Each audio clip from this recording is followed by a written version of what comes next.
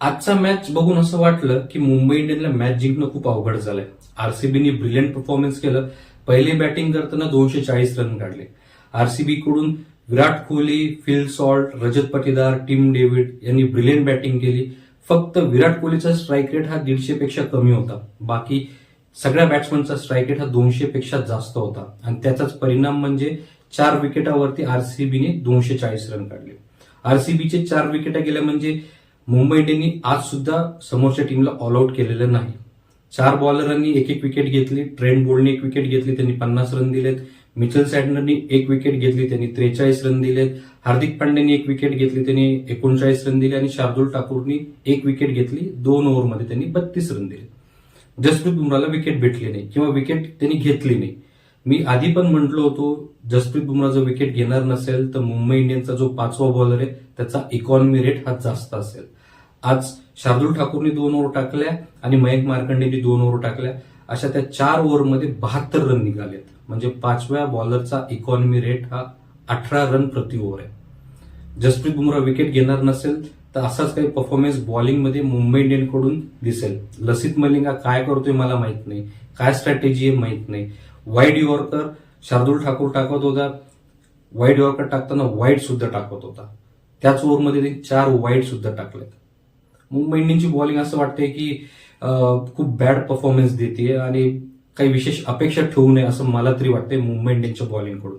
कारण 4 मॅचेस झाले, समोरच्या टीमला ऑल आउट सुद्धा केलेलं नाहीये. बॅटिंगवरती आपण येऊयात.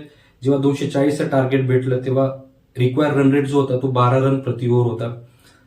मुंबई इंडियनचा रन रेट जो होता हा पूर्ण इनिंग आपण बघायला गेलो ऑलमोस्ट 15 ओव्हर 16 ओव्हरपर्यंत हा 10च्या जवळपासच होता. तो कधी सुद्धा 12च्या जवळपास गेला नाही आणि त्याचाच परिणाम म्हणजे शेवटच्या 3 ओव्हरमध्ये 75 रन पाहिजे होते. आज रोहित शर्माने ब्रिलियंट स्टार्ट दिला होता, बट तो रिटायर्ड हर्ट झाला कारण त्याला इंजुरीचा प्रॉब्लेम झाला होता म्हणून. रायन रिकल्टननी पॉवर प्लेमध्ये परफॉर्मन्स चांगला दिला, पण जसा पॉवर प्ले संपला त्याचा स्ट्राईक रेट सुद्धा कमी झाला. रोहित शर्माचा स्ट्राईक रेट हा 150 पेक्षा कमी होता. रायन रिकल्टनचा स्ट्राईक रेट 168च्या जवळपास होता. सूर्यकुमार यादवचा स्ट्राईक रेट 150 होता, त्यांनी पण काही जास्त रन काढले आणि हार्दिक पांड्यानी 40 रन काढले, त्याचा स्ट्राईक रेट 180च्या जवळपास होता. फक्त शर्फन रदरफर्ड होता ज्याचा स्ट्राईक रेट हा 200 पेक्षा जास्त होता. त्याचाच परिणाम म्हणजे मुंबई इंडियन आजची मॅच हारले. जिथे प्रत्येक बॅट्समनचा स्ट्राईक रेट हा 200 पेक्षा जास्त पाहिजे होता हा रन चेस करताना, तिथे मुंबई इंडियनच्या बॅट्समनचा स्ट्राईक रेट 200 पेक्षा कमी होता. कॅल्क्युलेशन मला वाटलं जमलं नाहीये मुंबई इंडियनच्या बॅट्समनला स्पेशली. कारण प्रत्येक चांगली टीम, स्मार्ट टीम काय करते की रिक्वायर रन रेट कमी कसा होईल याचा विचार करते. पण आज मुंबई इंडियनची बॅटिंग पाहून असं वाटत होतं की 14 रन 15 रन प्रति ओव्हर जरी असेल तरी आम्ही चेस करू, बट तसं झालं नाही. कारण जेव्हा नेट रन रेट वाढून गेला, रिक्वायर रन रेट वाढून गेला, तेव्हा हार्दिक पांड्या प्रेशरमध्ये त्याचा विकेट देऊन आउट झाला, नमनदीर आउट झाला आणि नंतर जसं मी म्हटलं शेवटच्या 3 ओव्हरमध्ये 75 रन पाहिजे होते.